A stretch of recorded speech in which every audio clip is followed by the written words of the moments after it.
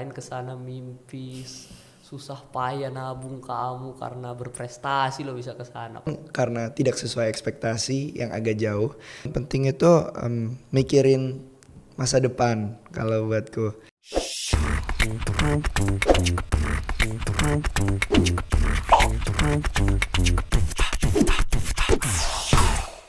Halo semuanya, kembali lagi di podcastnya Semakis. Kembali lagi bersama host kalian yang kece, keren abis ini, Inderjit Singh. Dan hari ini aku kedatangan tamu yang lebih kece lagi, lebih keren lagi. Dan yang paling penting ketika kalian lewat Yosudarso, muka dia yang terpampang pertama. Ini dia Evan Nathanael. Hai. Halo Evan, gimana Van kabarnya? Sehat? Sehat dong. Ini kebetulan juga tadi nih Evan pas 17 Agustus tadi juga dikasih piagam penghargaan ya sama Bu Sumi langsung nih, keren loh. Boleh diliatin dulu nggak Evan nih piagamnya? Wede, keren banget. Liatin tuh ke kamera tuh untuk pemirsa. Keren banget Evan ini. Tapi mungkin di sini tuh pemirsa baru tahu nama Evan doang nih. Tapi siapa dia atau kenapa dia bisa berprestasi ini atau apa prestasinya? Mungkin Evan boleh kenalin diri dulu nih secara lengkap ke pemirsa.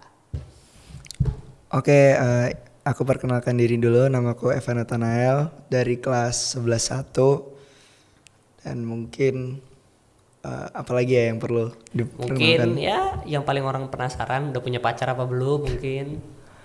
Status ya. Statusnya masih single. Oke. Dan kamu ini berprestasi di Olimpiade mata pelajaran apa Evan? Matematika. Oke, boleh dikasih tahu dulu nggak nih prestasinya apa aja nih? Jadi tahun 2022 prestasiku itu mendapat medali perak di Olimpiade Sains Nasional, Olimpiade tingkat nasional. Dan kemudian di tahun 2023 tahun ini dapat medali perunggu di tingkat internasional. Wih, ini kece. Dan kedepannya ini kalau nggak salah Evan bakal ikut seleksi untuk timnas Indonesia lagi di tahun 2024 ya Evan ya? Betul. Wih, boleh coba diceritain dulu nih Van, apa nih kira-kira kedepannya nih? Ya, bakal nanti mungkin di akhir tahun ini atau di awal tahun depan itu akan ada seleksi lagi untuk timnas Indonesia yang mewakili di tahun 2024 yang akan diadakan di Inggris. Jadi aku harus mempersiapkan diri lagi untuk mengikuti seleksi yang sama, yang terdiri dari beberapa tahap juga, sampai terpilih 6 orang. Dari awalnya 30 orang sampai ke 6 orang yang dipilih untuk menjadi timnas. Wih, kece. Kita doain yang terbaik ya buat Evan ya. Tapi Van, yang aku bingung nih ya, kamu tuh berprestasi di mata pelajaran matematika, yang dimana mata pelajaran matematika itu bagi siswa lain tuh musuh. Kok bisa kamu tertarik dengan mata pelajaran matematika, Van? Sebenarnya sih udah dari kecil ya, karena orang tuaku sering mengekspos aku dengan hal-hal yang berkaitan dengan matematika sejak kecil. Misalnya puzzle-puzzle atau mainan-mainannya tuh juga berkaitan dengan matematika. Jadi dari kecil, mungkin dari TK gitu, udah suka tuh sama matematika, penjumlahan, pengurangan. Dulu udah suka main-main dengan angka gitu. Sampai saat ini masih suka. Luar biasa. Terus Van, awal mula kamu mulai mau ikut Olimpiade itu kapan tuh Van pertama kali? Pertama kali sih karena dikasih tahu ya sama temanku ada lomba matematika. Itu dari kelas 4 atau kelas 5 SD. Dan ternyata aku menang gitu pas ikut lomba itu. Jadi terus menjadi tertarik kan, dan materi-materi di Olimpiade itu juga menarik bagi aku gitu dari pas SD. Jadi seterusnya sampai saat ini masih ikut. Jadi dari SD kamu udah tahu, rupanya aku punya potensi nih, jadi kamu ikut-ikut terus. Tapi Van, kamu pernah nggak gagal dalam usaha kamu untuk mencapai di titik kamu sekarang ini, udah level mewakili Indonesia loh, luar biasa itu sih. Tentunya pasti pernah ya. Contohnya misalnya ini sebenarnya bukan gagal, cuman karena tidak sesuai ekspektasi yang agak jauh. Jadi meskipun waktu itu pas SMP, pas COVID tahun 2020, aku pernah sampai ke tingkat nasional. Ya itu juga merupakan prestasi. Cuman waktu itu karena aku pede tuh, aku bisa ngerjain soal-soalnya. Cuman pas dapat hasilnya kok kurang memuaskan, nggak dapat apa-apa nggak dapat medali, cuman peserta. Ya mungkin itu merupakan suatu kegagalan bagiku dan titik balik. Jadi mulai saat itu aku lebih rajin lagi belajar, lebih giat lagi dalam belajar. Ya di waktu luangku aku lebih sering belajar. Itu salah satunya gara-gara kegagalan yang dialami. Tapi kamu mimpi nggak belajar kan? Takutnya kamu lagi mimpi tidur juga belajar nih. Enggak lah, mimpi nggak pernah belajar. Tapi gini ya Van, maksudnya ketika orang mengerjakan tugas soal ulangan aja nih, kadang tuh udah rumit atau udah pusing banget, kepala puyeng. Kalau kamu ketika kamu berada di ruangan dengan penuh peserta lain, kondisinya semuanya mengerjakan soal-soal nih, kamu di situ juga ikut mengerjakan. Kamu tuh merasa tegang kah atau santai aja atau gimana sih sebenarnya? Biasanya itu gini kan, kalau olimpiade di tingkat nasional atau internasional yang matematika seringnya 2 hari. Hari pertama itu pasti tegang karena lingkungan baru udah, misalnya kalau apalagi ini kemarin nih baru udah lama kan nggak lomba offline tuh karena COVID, jadi pasti merasa tegang. Bahkan kadang sampai nggak bisa tidur saking kepikirannya. Tapi kalau biasa di hari kedua udah lebih santai, jadi lebih rileks, kerjain soalnya lebih maksimal. Tegang gitu meskipun kamu bisa juara 2 dan juara 3 loh, ngeri banget. Kamu tadi bilang kan yang juara internasional itu di Jepang ya kalau nggak salah ya. Betul. Nah, ketika kamu juara internasional ke Jepang tuh boleh nggak tuh kamu ceritain pengalaman kamu selama di sana tuh? Itu kan negara yang jauh tuh. Jadi sebelum itu harus diklarifikasi dulu. Kalau misalnya ke Jepang itu aku nggak bayar sendiri, uangnya tuh dibiayain penuh oleh Kementerian Pendidikan. Wow. Jadi dikasih uang saku juga tuh ke Jepang, boleh dipakai untuk belanja-belanja. Jadi di Jepang aku tuh totalnya 8 hari, seminggu lebih sehari, terdiri dari kedatangan sama pulangnya. Baru ada acara pembuka, ada acara penutup, 2 hari lomba dan 2 hari jalan-jalan. Jadi ya lumayan padat, cuman masih ada 2 hari jalan-jalan. Dan kalau misalnya acaranya udah selesai duluan tuh boleh jalan-jalan juga di sekitar hotel. Sampai ke Disneyland juga, sempat ke Disneyland. Disneyland Jepang loh. Orang lain kesana mimpi susah payah nabung, kamu karena berprestasi lo bisa kesana. Pasti kamu bangga banget lah ya dengan diri kamu sendiri dengan itu. Tapi kan Van, ketika kamu belajar nih ya, apalagi ke Jepang, itu kan kamu otomatis meninggalkan sekolah dan mungkin ketinggalan materi pelajaran. Bagaimana cara kamu tuh bisa menstabilkan ketika kamu harus belajar di Olimpiade dan untuk belajar sekolah reguler, apalagi kamu juga kamu kelas 11 kan, berarti udah kurikulum merdeka berarti ya, harus udah pakai peminatan. Nah, bagaimana cara kamu bisa menstabilkan cara belajar kamu tuh? Jadi salah satu yang paling penting itu kan untuk sistem belajarku itu manajemen waktu.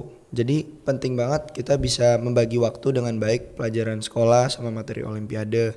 Nah kalau udah deket-deket olimpiade tuh biasa sekolah tuh kasih dispensasi, jadi nggak ngikutin pelajaran di kelas, fokus ke olimpiade. Terkait tugas-tugasnya guru-guru pasti membantu, jadi diringankan atau mungkin deadline-nya diundur. Jadi nggak merasa keberatan sih. Dicatat guys ya, kalau kalian berprestasi dibantu di sini mah, slow aja. Nah, Van, tapi satu ya yang aku bingung, banyak orang pinter di sekolah ini tuh banyak yang jago MTK, jago kimia, mungkin jago biologi atau jago geografi, tapi gak berani. Artinya adalah ketika mereka hanya memanfaatkan itu di kelas, mereka hanya mengerjakan ulangan, nilai mereka tinggi, lalu mereka pulang. Bagaimana kamu bisa mungkin kasih saran atau bagaimana kamu sendiri membusukan diri atau membulatkan tekad untuk berani ikut ke stage yang lebih tinggi dan lebih tinggi lagi di saat yang lain tuh punya potensi tapi gak punya keberanian atau nyali? Jadi menurutku kalau terkait keberanian itu yang paling penting itu langkah pertama. Jadi keberanian untuk memulai itu yang paling penting karena paling susah. Dan itu menurutku sih bisa dipikir kayak gini, kan gak ada ruginya juga kalau kita mencoba gitu. Kita bisa berusaha lebih, kenapa tidak kalau kita bisa. Jadi memiliki keberanian itu ya dengan memotivasi diri sendiri, mungkin bisa lihat juga tuh Kayak misalnya ada orang-orang yang berprestasi itu kan benefitnya banyak. Misalnya bisa jalan-jalan atau mungkin kadang kalau menang lomba kan dapat uang. Itu mungkin bisa menjadi motivasi supaya orang-orang berani mencoba untuk lebih ya untuk mengikuti olimpiade atau lomba-lomba lain. Jadi kayak nothing tulus lah ya, Ya, artinya nothing tulus. nyoba nggak ada salahnya. Mungkin kayak cocok dengan coach yang ini ya kali ya. Betul. Ya. Jadi Van, gini Van ya, ketika kamu belajar tuh kan kamu ketinggalan kayak tadi kamu bilang. Teman-teman kamu tuh ikut support nggak? Atau ya kamu pure 100% sendiri kamu kejar lagi yang ketinggalan gitu? Nggak dong, pasti disupport. Apalagi biasa teman-temanku tuh kasih tahu misalnya ada tugas ini, deadline-nya tanggal segini, tanggal segini, tanggal segini. Jadi kalau ada ulangan pun dikasih tahu. Jadi kita bisa atur waktu sendiri lah dengan bantuan teman-teman.